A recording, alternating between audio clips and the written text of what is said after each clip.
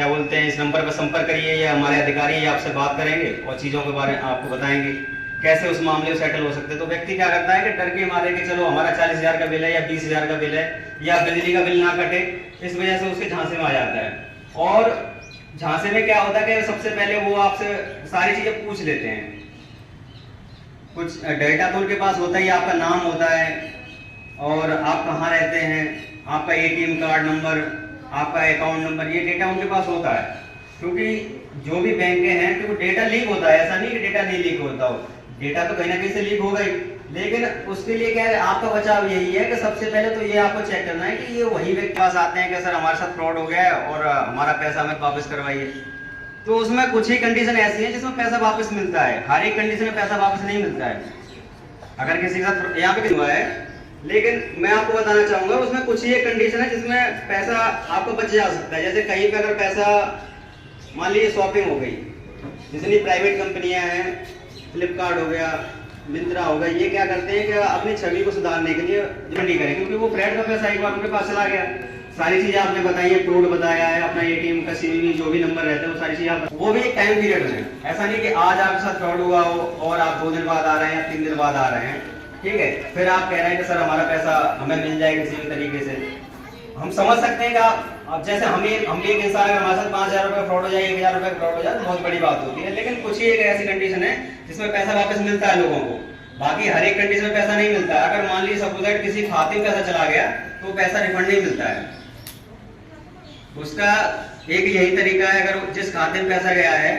अगर वो खाता फ्रीज हो जाए और उस खाते में पैसा है तो ही पैसा मिल पाता है, अन्यथा पैसा नहीं मिलता है। और आजकल क्या है कि जितने भी साइबर क्रिमिनल हैं वो सब सतर्क हो चुके हैं, वो ऑटो डेबिट ही लगा के रखते हैं उस खाते में, जिस खाते को, जिस अकाउंट को वो यूज करते हैं अपने पास, तो जैसे ही उसमें पैसा पहुंचा वहां से तुरंत ऑटो डेबिट हो गया। अगर सपोज दैट आपने फोन खरीदा किसी से तो उसे फिजिकली मिली दिखाई, मुझे फोन दिखाई, मैं 1-2 दिन चला ले रहा हूँ, या उसी टाइम उससे बोलिए ठीक है मुझे थोड़ा टाइम दीजिए, थोड़ा 1-2 घंटे में देखता हूँ चला उसका। कभी बार क्या होता है कि जो फोन आपको पार्सल करते हैं उसमें फोन ही नहीं होता है, जो फोन वो आपको डब्बे में पैक करके देते हैं। व्यक्ति क्या करता है, कभी बार क्या होता है, जैसे मान लीजिए मैं ही हूँ, 10 बजे का या 8 बजे का मेरा ड्यूटी टाइमिंग है और वो इतने टाइम पे करेक्ट आपको फोन करेंगे, वो आपको फोन करेंगे 8:30 बजे के सर मेरी भी जॉब है वहां पर और फिर मैं 7:30 बजे से पहले आपसे मिल नहीं सकता हूँ, आप इसी टाइम पे आकर मेरे से मिल लीजिए। समझिए, मतलब हर एक वो प्रयास करते हैं आपको